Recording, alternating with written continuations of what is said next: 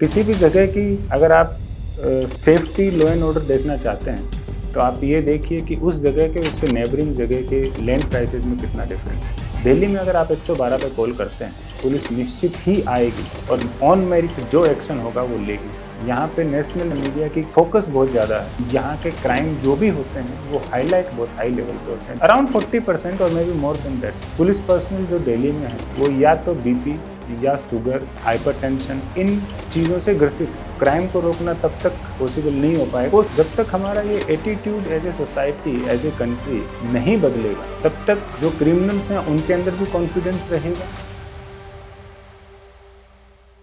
नमस्कार, मैं हूं मनोज टिबड़ेवाला आकाश और आप देख रहे हैं डायनामाइट न्यूज पर देश का सबसे चर्चित, सबसे बेबाक और सबसे ज्यादा चर्चा में रहने वाला पॉडकास्ट द कैंडिड टॉक।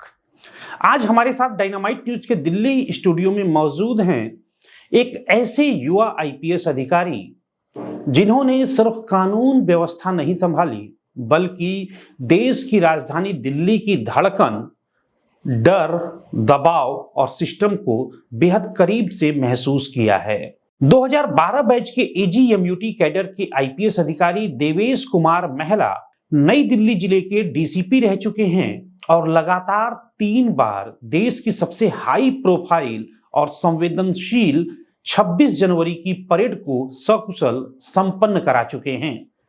फिलहाल ये एफएसएसएआई में डायरेक्टर के पद पर तैनात हैं। तो आज सिर्फ बात वर्दी की नहीं होगी, बात होगी उस दबाव की जो हर फैसले के साथ चलता है, उस डर की जो एक पुलिस अधिकारी कभी चेहरे पर नहीं आने देता, उस सिस्टम की जहां एक छोटी चूक पूरे देश की सुर्खियां बन जाती है और उस जिम्मेदारी की भी जिसके भरोसे करोड़ों लोग खुद को सुरक्षित महसूस करते हैं। Crime, cyber threat, Delhi policing, women safety, VIP culture, fake food, stress, power, politics और समाज के बदलते चेहरे पर आज होगी हर बार की तरह बेबाक बातचीत। देवेश जी, आपका बहुत बहुत स्वागत है। बहुत बहुत धन्यवाद आप द कैंडिड टॉक में। सबसे पहले युवाओं के दृष्टिकोण से बात करेंगे। तमाम नौजवान आईपीएस बनने का सपना देखते हैं आपकी तरह। इस प्रोग्राम को देश भर में सोशल मीडिया के प्लेटफॉर्म में जो भी नौजवान देख रहे हैं उन्हें बताएं कि अगर वे आपकी तरह यूपीएससी में सफल होना चाहते हैं तो उनके दिमाग में तरह तरह की चीजें आती हैं। कहाँ कैसे शुरू करें, कौन से सब्जेक्ट लें, प्री क्या होगा, मेंस कैसे होगा, उनसे क्या कहना चाहेंगे? यूपीएससी एक जो एग्ज़ाम है ये मैं कहूँगा मतलब काफ़ी कठिन है। अगर आप देखेंगे उसमें कोई कठिनता का अगर आप लेवल देखेंगे तो उसमें कोई दो राय नहीं है कि ये काफ़ी कठिन एग्ज़ाम है। लेकिन फिर भी जो भी चाहते हैं, ऑब्वियसली हर साल लगभग 1000 बच्चे इसको निकालते हैं, तो वो जो निकालते हैं वो भी अपनी मेहनत करते हैं। जो भी बच्चे इसको करना चाहते हैं मैं उनसे एक चीज़ कहूँगा कि ज़िंदगी में कभी दोबारा रिग्रेट ना हो, अपना पूरा मन से इसकी तैयारी करें। जितना समय आपको मिलता है, चाहे आपको किसी दिन हो सकता है आपको 2 घंटे मिलते हो, किसी दिन हो सकता है आपको 16 घंटे 18 घंटे मिलते हो, जितना समय आपको मिलता है उसको इस्तेमाल करें ताकि जब आप खुद मेंस एग्जाम लिखने जाएं तो आपको कुछ अलग ना लगे। आपने पहले ही इतनी प्रैक्टिस कर ली है कि आप वहाँ जाके आराम से अच्छे से लिख सकें। और जब बात आपके इंटरव्यू की आती है तो इंटरव्यू में जो आपको आता है, जो आपका कॉन्फिडेंस है, सेल्फ कॉन्फिडेंस आपका देखते हैं। एग्जाम आपकी नॉलेज पहले ही टेस्ट हो चुकी है। यूपीएससी भी यही कहता है कि your knowledge has been tested and that's how you are है। Now it is all about your etiquettes और your confidence that is being tested. तो उसी हिसाब से जो आता है उसका कॉन्फिडेंस से जवाब दें, जो नहीं आता उसके ऊपर आप सॉरी बोलें, उसमें कोई बड़ी बात नहीं। बतौर नई दिल्ली डीसीपी आपने क्या महसूस किया? पावर ज्यादा है या प्रेशर? यहाँ पे एक्सपेक्टेशन ज़्यादा है, मैं आपसे ये कहना चाहूँगा। देखिए हर जगह के अपने एक पॉइंट्स होते हैं, हर जगह की अपनी विशेषता होती है। पॉइंट्स की वजह मैं कहूँगा नई दिल्ली एक ऐसी जगह है जो इसको हम ल्यूटियंस भी कहते हैं। वहाँ पे लगभग इंडिया के ऑल हुज एंड हु रहते हैं और काफ़ी एम्बेसीज भी यहाँ पे हैं। तो अगर छोटा मोटा भी एक इशू कोई होता है, क्रॉप अप होता है, तो वो सर्टेनली एक बड़ी न्यूज़ बनती है। मेरा तो ये मानना है कि यहाँ का एक एक्सीडेंट भी, नॉर्मल एक्सीडेंट भी दिल्ली के ही किसी दूसरी जगह पे हुए हुए किसी हीनियस क्राइम से भी ज़्यादा मीडिया कवरेज लेके जाता है। मैं भी, क्योंकि यहाँ पे वो एक्सीडेंट भी दो किसी ऐसी गाड़ियों के बीच होता है जो इम्पोर्टेंट किसी जगह की से संबंधित होती है, या फिर शायद मीडिया की प्रेजेंस यहाँ है, या शायद हिस्टोरिकली ऐसा है कि यहाँ पे हुई हुई इंसिडेंट को ज़्यादा तवज्जो दी जाती है। तो जब मीडिया की फोकस ज़्यादा होता है, न्यूज़ में ज़्यादा आता है, तो फिर आपसे एक्सपेक्टेशन ज़्यादा बढ़ जाती है कि ऐसी चीज़ें ना हो, और उसी एक्सपेक्टेशन एक ज़्यादा ऐसी विषय है जिसको टैकल करना मुश्किल यहाँ पे होता है। देवेश जी, आजकल क्राइम जो है काफी डिजिटल होता जा रहा है, यह कितना बड़ा सिरदर्द पुलिस के लिए है? एक्चुअली डिजिटल के मैं ये कहूँगा कि एक बॉर्डरलेस क्राइम अब हो गया है। It is not with in the border of the country also. कई बार मैं भी ऐसे क्राइम के मैंने देखा है जिसमें क्रिमिनल जो है वो देश के बाहर बैठा हुआ है, और स्पेशली ये डिजिटल क्राइम आजकल मैक्सिमम जगह, चाहे किसी को धमकी देना हो, एक्सटॉर्शन की धमकी देना हो, या आपके फ़ोन से आपका पैसा निकालना हो, वो सारे ही क्राइम जो हैं मैक्सिमम ऑफ देम एक बॉर्डरलेस क्राइम की तरह हो गए हैं। और जो क्रिमिनल है वो देश के बाहर बैठ के ऐसी चीज़ें कर रहा है, उसके लिए ये बड़ा मुश्किल है अब एज ऑफ नाउ जो हम पुलिसिंग करते आ रहे हैं उसके चलते हुए, कि उन लोगों को पकड़ना, लोगों के पैसे वापस लेके आना, रिकवर करना, देखना। बट मुझे खुशी इस चीज़ की है कि जैसे डिजिटल क्राइम आपने बोला, इसमें C4I जो MHA ने इस्टेब्लिश किया है वो एक बहुत ही अच्छा रोल प्ले कर रही है। उसके अंदर अभी तक लगभग ऐसा है कि काफ़ी लाइक 20 या 25% जो पैसा जाता है उसको शायद अभी तक होल्ड करा के हम विक्टिम्स को वापस भी दिलवा पा रहे हैं। और उसके अंदर पुलिस को भी अभी जो फिजिकली हम क्राइम से डील करते हैं, ट्रेडिशनल क्राइम जिनको हम कहते हैं, उनसे अलग से अपनी एक स्पेशलाइज्ड विंग बनाना, स्पेशलाइज्ड ट्रेनिंग कराना, उसके ऊपर काफ़ी ज़्यादा ध्यान देने की आवश्यकता है। क्या एआई फ्यूचर में क्रिमिनल्स से ज्यादा स्मार्ट हो जाएगा? AI ये तो कहना मुश्किल है कि कितना स्मार्ट होगा, लेकिन आज के टाइम जो मैं AI की प्रोग्रेस देख रहा हूँ उसमें तो मुझे काफ़ी कॉन्फिडेंस है कि अगर हम इसका प्रॉपरली इस्तेमाल करें तो एटलीस्ट ये हमारे लिए एक बहुत अच्छा इन्वेस्टिगेशन और फोर्स इनेबलर जरूर होगा। नई दिल्ली जिले में प्रोटेस्ट, वीआईपी सिक्योरिटी या क्राइम कंट्रोल, ये तीनों को ही मैं इक्वल वेटेज पे रखूंगा, क्योंकि देखिए जैसे मैंने बताया कि यहाँ का एक छोटा एक्सीडेंट भी बहुत ज़्यादा मीडिया कवरेज लेकर जाता है। तो अगर क्राइम कहीं हो गया, द रियल क्राइम जो हम कहते हैं कि जैसे स्नैचिंग है, बर्गलरी है, या किसी के साथ कोई और murder is a big deal में, तो वैसे अगर हो गया तो उसके लिए तो बहुत ज़्यादा मेहनत करके तुरंत उसको पकड़ने और एक्शन लेने की आवश्यकता पड़ती है। लेकिन प्रोटेस्ट भी एक और पहले और अभी के प्रोटेस्ट में काफ़ी बदलाव भी आया है। पहले प्रोटेस्ट में होते थे 2-2, 3-3, 5-5 हज़ार लोग आते थे, प्रोटेस्ट करते थे, लेकिन उनके अंदर लीडरशिप क्वालिटी भी होती थी। लोग आते थे कि भाई हम यहाँ आएंगे, यहाँ तक रुकेंगे, हमारे ऊपर क्या एक्शन होगा, कैसे डिटेन होंगे, लेकिन वो अपनी सीमाओं से बाहर नहीं जाते थे। आज के टाइम जो प्रोटेस्ट हैं वो मोर और लेस ऐसे स्पोरेडिक प्रोटेस्ट जैसे हो गए, फ्लैश प्रोटेस्ट जैसे हो गए, कि बिना बताए 10 आदमी चले गए कहीं पे भी, किसी के भी घर के सामने, किसी भी पार्लियामेंट के सामने, या किसी भी वीआईपी के रेजिडेंस ऑफिस के सामने, और वहाँ पे जाके प्रोटेस्ट कर लिया, कुछ कपड़ों में आग लगा दी या कुछ कागज़ फेंक दिए, कोई बैनर पोस्टर लेके कर दिया। वो एक बहुत बड़ा सरदर्द हमारे लिए है, क्योंकि ऐसी चीज़ें जिनकी इन्फॉर्मेशन नहीं होती है, 10-15 लोग कहीं पे जाके प्रोटेस्ट करने लग जाते हैं किसी भी जगह पे, उनको कंट्रोल करना एक बड़ी सिरदर्दी है। और फिर वो ट्रैफिक जाम कर देते हैं, सड़क पे बैठ जाते हैं, उनको उठाने में बड़ी समस्याएं आती हैं। 26 जनवरी की 3 परेड सकुशल आपने संपन्न कराई। जब आप डीसीपी थे तो उस समय क्या आपको लगता था कि 26 जनवरी की परेड को सकुशल कराने के लिए सबसे बड़ी चुनौती क्या है? देखिए, सबसे पहले मैंने 2024 में मैंने 15 जनवरी को ज्वाइन किया था यहाँ पे, और 10 दिन बाद में ही लगभग 26 जनवरी थी। मैंने 15 जनवरी को ज्वाइन किया, 10 दिन बाद में 26 जनवरी थी। तो सबसे पहले तो 2024 में तो मेरे लिए ये समझना ज़्यादा महत्वपूर्ण था कि कौन सी रोड है, किधर से पब्लिक आते हैं, क्योंकि मेरी कभी नई दिल्ली में पोस्टिंग नहीं रही है, और जब तक आप किसी जगह पे पोस्टेड नहीं रहते हैं तो बहुत ज़्यादा आपको उसके बारे में ज्ञान भी नहीं होता। तो मेरे लिए मानसिंह, जनपथ, इन सभी सड़कों का नाम याद रखना, देखना किधर से जनता आती है, किधर बैठती है, कैसे उनकी चेकिंग होती है, उन सभी चीज़ों को समझना, ये ही बहुत महत्वपूर्ण चैलेंज था। उसके बाद में उनको हमने समझा, देखा, जो बेस्ट चैनलाइजेशन ऑफ पीपल कर सकते थे वो किया। 24 में जो हमने सीखा उसको हमने 25 में बहुत, जो भी चीज़ें मैंने ग्राउंड पे देखी उसको 25 में हमने बहुत अच्छे से इम्प्लीमेंट किया।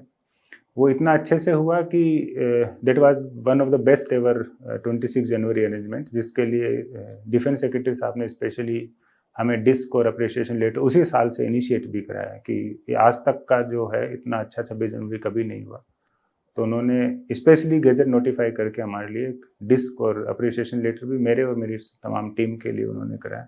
इसमें सबसे महत्वपूर्ण 2 चीज़ें आती हैं। एक तो निश्चित ही वीआईपी सुरक्षा और लोगों की चेकिंग फ्रिस्किंग जो आती है।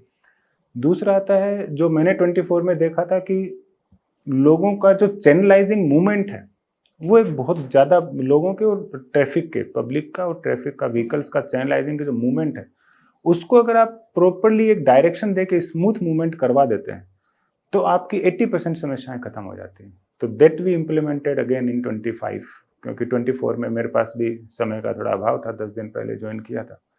25 में हमने उसको भी इम्प्लीमेंट किया। तो जो अगेन मैं कहूँगा 2 चीज़ें ज़्यादा महत्वपूर्ण है। एक तो जो पब्लिक आते हैं उनको चैनलाइज के द्वारा, साइनेजेस के द्वारा, पर्टिकुलरली उनके एनक्लोजर जहाँ उनको बैठना है उसके अंदर मूवमेंट, रोड को खाली रखते हुए।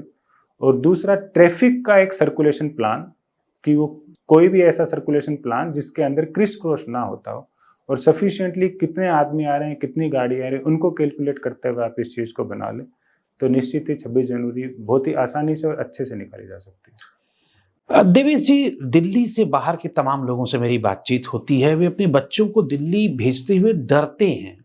क्या यह सच है कि दिल्ली अन्य शहरों की तुलना में ज़्यादा अनसेफ है? मैं आपसे ये कहूँगा कि एक बार आप एग्जामिन करके देखें। देखिए, किसी भी जगह की अगर आप सेफ्टी, लॉ एंड ऑर्डर देखना चाहते हैं तो आप ये देखिए कि उस जगह के, उसके नेबरिंग जगह के लैंड प्राइसेस में कितना डिफरेंस है। अगर आप एग्जामिन करके देखेंगे दिल्ली के और उसके नेबरिंग प्लेसेस के लैंड प्राइसेस में डिफरेंस, तो आपको पता चलेगा कि दिल्ली कितना सेफ एंड सिक्योर है।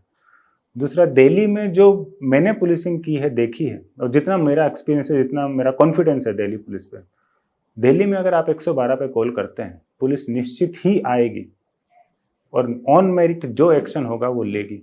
ऐसा शायद ही किसी दूसरी जगह पे होगा दिल्ली के अलावा कि अगर आपका बच्चा, एक माइनर बच्चा है और वो घर नहीं लौटा है, कुछ 1-2 घंटे हो गए और आप पुलिस स्टेशन में जाते हैं तो पुलिस तुरंत एफआईआर रजिस्टर करती है। वो इस चीज़ का इंतजार या उस चीज़ को लेके नहीं चलती है आगे कि जी आप शाम तक इंतजार कर लो, आपका बच्चा आ जाएगा। तो ऐसी सेंसिटिविटी चाहे महिलाओं की सुरक्षा को लेके हो, चाहे बच्चों के घर से जाने को लेके हो, और पुलिस की आप 112 कॉल कीजिए। अभी अगर हम 112 कॉल करेंगे तो मुझे पूर्ण विश्वास है कि 5 मिनट के अंदर आपके पास में यहाँ पे पुलिस आ जाएगी। इतनी तत्परता से, इतनी लगभग पुलिस की ऑपरेशन में मेरे हिसाब से 600 से ज़्यादा गाड़ियाँ पुलिस की हर टाइम पेट्रोलिंग में जो सेंट्रली कंट्रोल होती हैं वो यहाँ पे हैं। तो ये मानना, मैं इस चीज़ से एग्री नहीं करता हूँ कि जो लोगों का मानना है कि एक चीज़ है कि यहाँ के क्राइम हाईलाइट बहुत होते हैं। बीइंग द नेशनल कैपिटल, यहाँ पे नेशनल मीडिया या मीडिया की फोकस बहुत ज़्यादा है और उस फोकस होने के कारण यहाँ के क्राइम जो भी होते हैं वो हाईलाइट बहुत हाई लेवल पे होते हैं, जिसके कारण एक परसेप्शन बनता है। और पुलिस की नींद ज़्यादा सेक्रीफाइस होती है पुलिस की नौकरी में या फिर फैमिली? ये दोनों काफ़ी रिलेटेड हैं। अगर आपकी नींद सेक्रीफाइस हो रही है इसका मतलब आप काफ़ी बिजी हैं प्रोफेशनली, उसके कारण आप फैमिली को भी टाइम नहीं दे पा रहे हैं। मैं इस पे एक पॉइंट आपको और जोड़ना चाहूँगा। आप कभी दिल्ली पुलिस का सर्वे करवा के देखिएगा। ये मेरा पर्सनल एक्सपीरियंस है, जो ये न्यू दिल्ली मेरे लिए 3rd एज ए डिस्ट्रिक्ट था। तो जो मैंने पुलिस पर्सनल्स को देखा, मुझे ऐसा लगता है कि अराउंड 40% और may be more than that police personal जो दिल्ली में है वो या तो बीपी या शुगर, हाइपरटेंशन, इन चीज़ों से ग्रसित हैं। और उनका कारण सिर्फ एक है कि उन लोगों का ड्यूटी आवर्स इतना लंबा है कि वो लोग अपने घर पे नहीं जा पाते, ना प्रॉपरली अपने घर का खाना खा पाते। वो स्ट्रीट फूड या कैंटीन में मिलने वाले खाने उन्हीं पे निर्भर रहते हैं और ना ही सो पाते। आप किसी भी 10 या 15 साल की नौकरी के बाद के पुलिस पर्सनल को उठा लेके आप देख लीजिए, मुझे लगता है इतना परसेंट आपको police personnel, Delhi police personnels में मिलेगा। तो they are sacrificing both the नींद एंड द फैमिली। तो आप एक बड़ी चुनौती बता रहे हैं दिल्ली पुलिस के सामने। अगर आप डिसीजन मेकर्स होते, दिल्ली पुलिस के सीपी होते या किसी और अथॉरिटी पे होते, तो ऐसा क्या करते कि इस समस्या को दूर किया जा सकता था? देखिए, दिल्ली पुलिस में आप पुलिसिंग का काम देखिए। पुलिसिंग का काम होता है law and order, crime maintain करना, लोगों में अपनी बातचीत बनाना, लोगों के साथ में मीटिंग करना, मिलना, ये पुलिसिंग का काम है। आज के टाइम आप दिल्ली पुलिस का आप देखेंगे तो लॉ एंड ऑर्डर, क्राइम, ये मे बी 60% ऑफ टाइम ये इसके फोकस में रहता है, उस पर पूरा फोकस रखता है। और उसके अलावा जो extra 40% which is non policing job, उसके ऊपर काफ़ी ज़्यादा समय पुलिस का जाता है, जिसके कारण हमारा एक्सटेंडेड, मैंने बताया आपको एक्सपेक्टेशन, दिल्ली एक ऐसी जगह है जहाँ पे बहुत ही फास्ट एंड इमीडिएट एक्शन करके रिजोल्यूशन की आवश्यकता पड़ती है। जो हमारे, अब आज आप देखिए एक्सीडेंट हो गया, कोई फेटल एक्सीडेंट हो गया दिल्ली में, या किसी को चोट लग गई, एमएलसी हो गई, कॉल आ गई, तो उसमें वो ऑफिसर जिसको एक कॉल असाइन हुई है, वो तब तक अपने घर नहीं जा सकता जब तक उस कॉल को पूरा कंप्लीट ना कर दे। अब उस कॉल को कंप्लीट होने में हो सकता है उसको 24 घंटे लगे, 48 घंटे लगे, जबकि उसके बाद आने वाले ऑफिसर को वो हाथ में लेना चाहिए कि भाई ये ऑफिसर जिसको कॉल असाइन हुई है वो इसको एंड तक करेगा, एंड तक करके सिर्फ अपने घर जाएगा, खाना खाएगा, हो सकता है थोड़ा आराम करे, वापस ड्यूटी पे आ जाए, क्योंकि उसकी नेक्स्ट ड्यूटी भी लगी हुई है। अगर वो उसमें नहीं आया तो उसकी एब्सेंट लग जाती है। तो उन चीज़ों पे मेरे हिसाब से काम करने की आवश्यकता है। वरना जो ओबेसिटी है, आप देखेंगे दिल्ली पुलिस पर्सनल्स को कितने फिट हैं, ओबेसिटी है, एंग्जाइटी है, बीपी है, शुगर है, वरना ये चीज़ आने वाले समय में बढ़ेगी ही बढ़ेगी, क्योंकि एक्सपेक्टेशन कभी कम नहीं होती, वो बढ़ती रहती है। देवेश जी, हमारे युवाओं में एक समस्या दिखी जा रही है, नशाखोरी की। कैसे इस पर रोक लगाया जाना चाहिए? देखिए, नशाखोरी की आदतें लगती हैं जब बच्चा स्कूल्स कॉलेजेस में होता है, और उसके बाद में जब बच्चा बाहर आ जाता है स्कूल कॉलेजेस से और वो एक सही दिशा नहीं पकड़ पाता है, तो एक एनर्जी जो बच्चे में होती है, उस एनर्जी को अगर सही चैनलाइज डायरेक्शन नहीं मिलेगी तो निश्चित ही वो ऐसी चीज़ों में, जगहों में आएगा जहाँ उसको, या तो वो काम में उसको आनंद मिले, काम उसको अपने हिसाब से अपने देख पाए, और उसके लिए उसको एक सही दिशा और डायरेक्शन, उसकी एनर्जी को चैनलाइज करने के लिए आवश्यकता है। उसमें निश्चित ही सोसाइटी का, पेरेंट्स का, स्कूल का, सभी का योगदान होता है। अगर उसको वो नहीं मिलेगा तो वो अपनी एनर्जी को सबड्यू करने के लिए या अपनी एनर्जी को टेम करने के लिए, कंट्रोल करने के लिए, अपना समय किल करने के लिए ऐसी चीज़ों में आता है। इसके लिए सबसे महत्वपूर्ण ये है कि हम जो अभी यंग पॉपुलेशन है, उनकी एनर्जी को, उनकी महत्वाकांक्षाओं को, उनको समझें।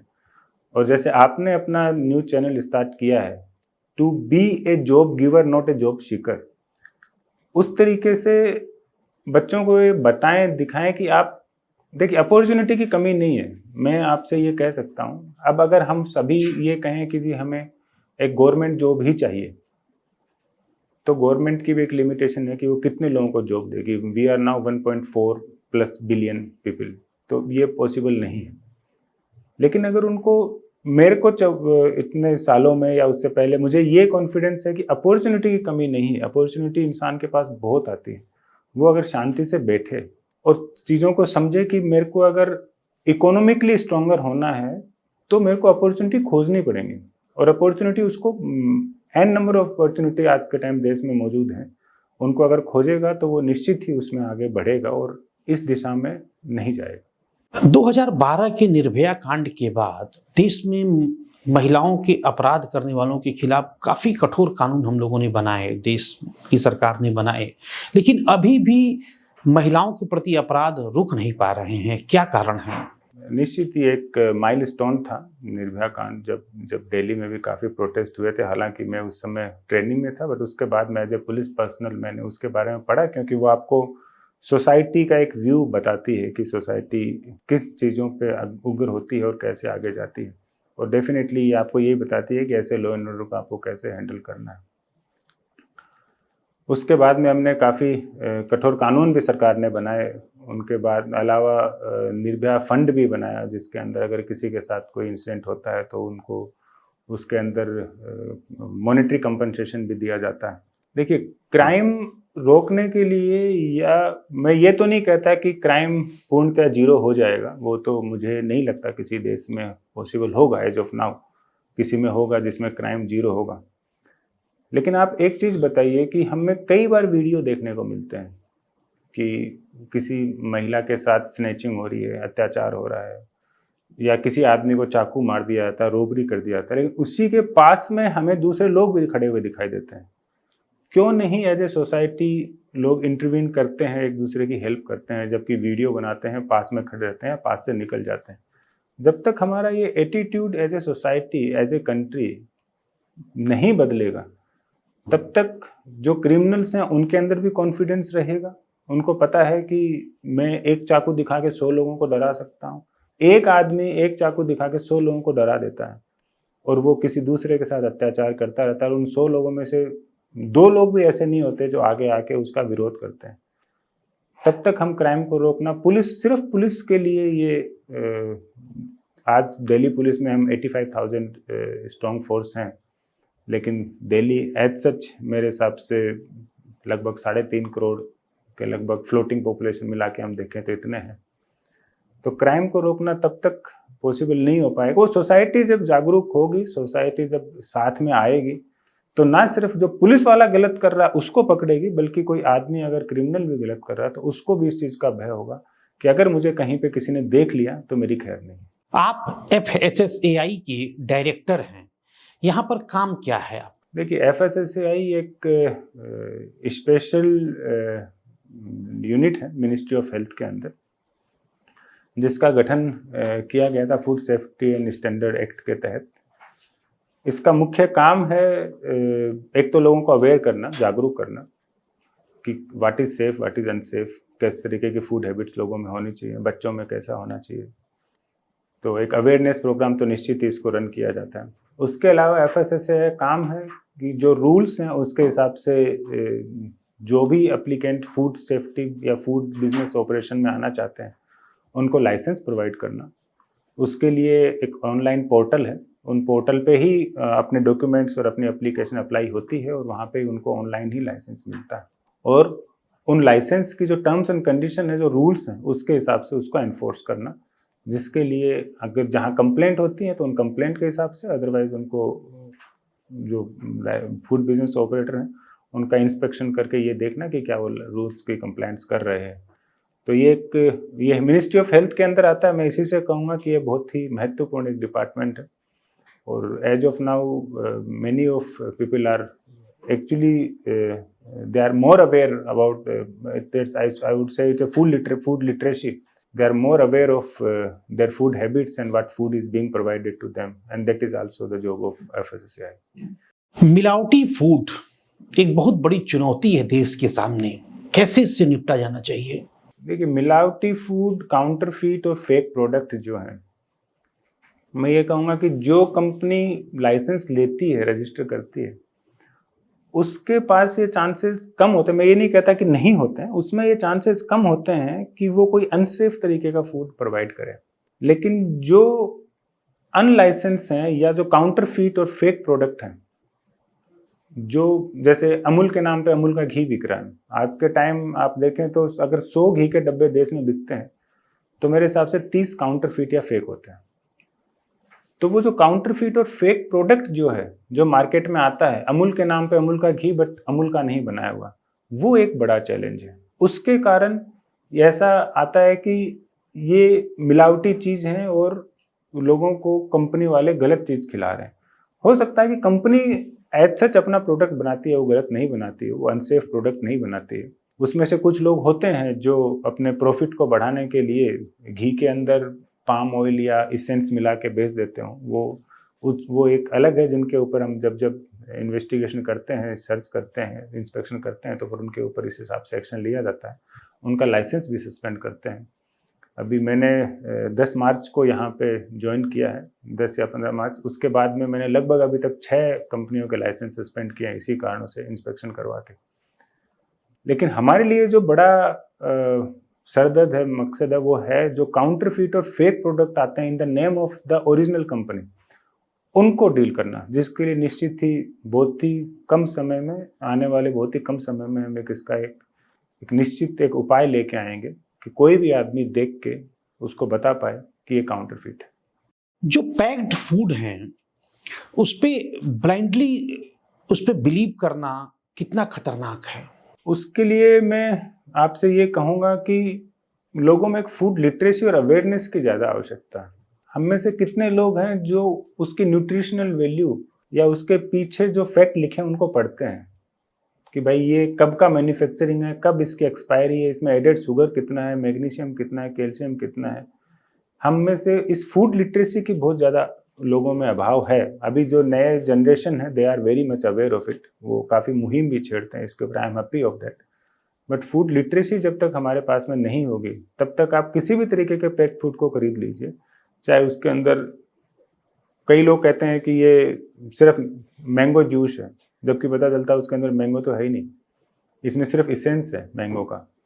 ये आपको दही ला के देंगे, स्ट्रॉबेरी कर्ड है, there is no strawberry into it, that is just a flavour. आपको चॉकलेट आती है 10 रुपए की, आपने कभी मतलब मार्केट से खरीदी या बच्चे के लिए लाए। अब आप ये बताइए 10 रुपए की चॉकलेट कहाँ से आपको मार्केट में आप तक अवेलेबल हो जाएगी अगर उसके अंदर आप एक्चुअली कोको बटर और कोको उसके अंदर मिलाएंगे तो उसमें मैन्युफैक्चरिंग भी होगी, उसके अंदर लेबलिंग भी होगी, ट्रांसपोर्टेशन भी होगा, 10 लोगों का उसके अंदर फ़ायदा भी होगा। तो फाइनली कंज्यूमर तक आते आते 10 रुपए में ये चॉकलेट बनाना ही पॉसिबल नहीं है। तो जब तक आपके अंदर फूड लिटरेसी नहीं आएगी कि आप जो फूड आप कंज्यूम कर रहे हैं उसके अंदर इंग्रेडिएंट क्या है और वो आपके लिए कितना हेल्दी है, तब तक तो मैं यही कहूँगा कि जो पैक्ड फूड है वो चाहे high in salt and sugar हो और चाहे वो इन जनरल हो, वो इतना सेफ मैं उनको नहीं मानता। आखिरी सवाल, देश के नौजवानों से आप क्या अपील करना चाहेंगे? देखिए, जितने मैं भी जब स्कूल कॉलेजेस में था मेरे भी कुछ ड्रीम थे। हर एक बच्चे के, हर एक जो स्कूल कॉलेज में उनका एक ड्रीम है। मैं कहूँगा कि आप अपनी पोटेंशियल को पहचानें। आप ये देखें कि आप किस चीज़ के अंदर अच्छे हैं। पहले अपने एक कहावत होती है कि हम उड़ने वाले पक्षी को, हाथी को, मछली को, सबको एक ही एग्ज़ाम देते हैं, एक ही चीज़ देते हैं कि आप हमें 100 किलोमीटर की स्पीड पे दौड़ के दिखाइए। वो चीता कर सकता है, वो मछली नहीं कर सकती है। वो पक्षी हो सकता है, कर सकता है, बट हाथी में स्ट्रेंथ है। हमारे पास न्यूमरस ऐसे एग्जाम्पल हैं कि हमारे कई गणितज्ञ ऐसे हुए जो गणित में बहुत माहिर थे। वो मैथमेटिक्स के लगभग देश में जन्मदाता के नाम से माने जाते हैं। लेकिन मैं ये नहीं कहता कि वो हिस्ट्री, ज्योग्राफी या उनमें भी माहिर थे। तो आपका पोटेंशियल किस में है? हर फील्ड का अगर आप उसमें आप if you love that field, और वो आपका हो सकता है अगर यूपीएससी भी देना चाहते हो तो हर एक सब्जेक्ट की अपनी एक लिखने की लैंग्वेज है। If you love that field then you try to build your future in that particular field. Field कोई कमी या छोटी या बड़ी नहीं होती है। आप कई बार देखेंगे आज ये हमारे लिए एक देश में मैं कहूँगा कि एक बात है कि आज माँ बाप यही मानते हैं कि जब तक हमारा बच्चा डॉक्टर या इंजीनियर नहीं है तब तक वो दूसरी हिस्ट्री या ज्योग्राफी पढ़ के क्या करेगा, मतलब उसका कोई भविष्य नहीं। बट ऐसा नहीं है। अगर आप हिस्ट्री ज्योग्राफी में भी अपने मास्टर हैं तो भी आप बहुत अच्छे से एक प्रोफेशन के रूप में उजागर हो सकते हैं, आगे आ सकते हैं। अगर आप बिजनेस करना चाहते हैं तो आप बिजनेस को देखिए। अपॉर्चुनिटी की कमी, मैं फिर आपसे वापस रिपीट करूंगा कि अपॉर्चुनिटी की कमी कहीं नहीं है। आपका इंटरेस्ट किस में और आप किस में आगे बढ़ना चाहते हैं, the thing that you love the most and close to your heart, जहाँ पे अपना पैशन के साथ आप काम कर सकते हो, उसमें आप जाइए और उस चीज़ को, आप फील्ड को आप अपना बनाइए और उसके अंदर अपने भविष्य को उजागर कीजिए। बहुत बहुत धन्यवाद देवेश जी, शानदार बातचीत के लिए। आई एम रियली ग्रेटफुल आपसे यहाँ पे आने के लिए, आपने बुलाने के लिए और आपके साथ में इतनी अच्छी बातचीत के लिए। तो ये थे 2012 बैच के युवा आईपीएस अधिकारी देवेश कुमार महला जी। देवेश जी ने बेहद बेबाकी से हर सवाल का जवाब दिया। वर्दी के पीछे का दबाव, सिस्टम की सच्चाई, दिल्ली पुलिसिंग की चुनौतियां, साइबर क्राइम, विमेन सेफ्टी और हमारे खाने तक में छिपे खतरों पर खुलकर बातचीत की। आज की बातचीत सिर्फ एक इंटरव्यू नहीं था, बल्कि उस सिस्टम के अंदर की तस्वीर थी जिसे आम लोग अक्सर सिर्फ खबरों में देखते हैं। उम्मीद है द कैंडिड टॉक का यह एपिसोड लोगों को सिर्फ सोचने पर मजबूर नहीं करेगा बल्कि जागरूक भी करेगा। अगर आपको हमारा यह पॉडकास्ट पसंद आया हो तो वीडियो को लाइक और शेयर कीजिए और हमारे चैनल डायनामाइट न्यूज को सब्सक्राइब कीजिए। अगले सप्ताह आपसे फिर देश की एक और जानी मानी शख्सियत के साथ मुलाकात होगी। तब तक धन्यवाद।